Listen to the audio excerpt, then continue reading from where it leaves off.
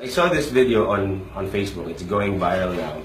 And it's basically a guy talking to a girl, telling her to let her guards down and get rid of her standards and say yes already because, you know, you will never really know a guy unless kayo na. Say yes. Unless you say yes. Probably a lot of young people like us have watched this video and baka yung ba sa inyo, niyayakap nyo na to. Please don't. I mean, gets ko yung point ng guy, pero there is something called friendship where you could start building a relationship but not necessarily being together na yes, tayo na, you know, let's do this now, you know. Kung mag-yes ka lang lagi, parang ino-open mo yung sarili mo sa danger. Parang actually maraming naloloko sa gusto lang. Yeah. Merong iba, gusto ka kasi may kailangan sila sa'yo. Or yung iba, May gusto sila makuha sa'yo. may gusto sila makuha sa'yo.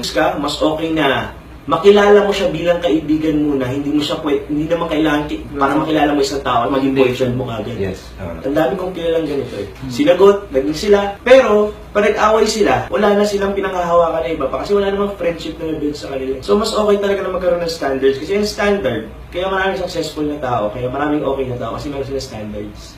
Ang sagot ko dun sa girl na nagtanong, sabi niya, I've been single for the longest time. I want a boyfriend. The better question is, why do you want a boyfriend? Is it because you want love? Is it because you want affirmation? Is it because you want comfort? Well, you know, here's my straight answer. You don't need a boyfriend to complete you. If that's what if you want to feel loved, if you want to feel complete, there's a guy who loves you. That guy's name is Jesus, who died for you basically.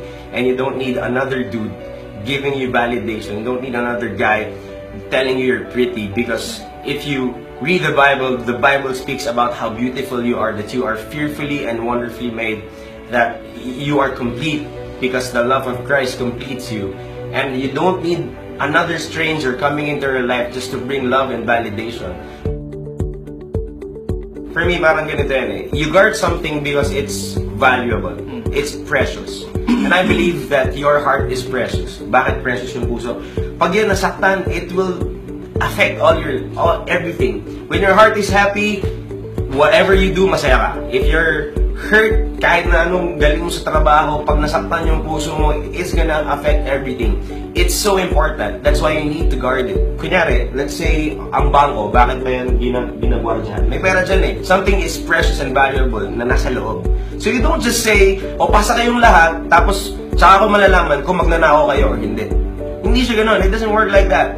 You try to guard it even before they get in because it's so precious that you can't risk na mawala yung pagka-precious ng puso mo because you allowed a lot of guys coming into your life.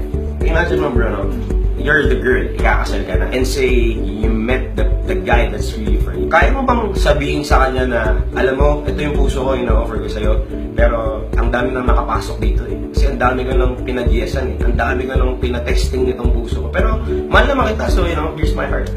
Would you rather offer your heart and say, you know what, I kept my heart pure, I waited for you, I became the best person I can be, because I know that a right time will come where I will meet you, and here's my heart completely for you. I guess that's a better scenario.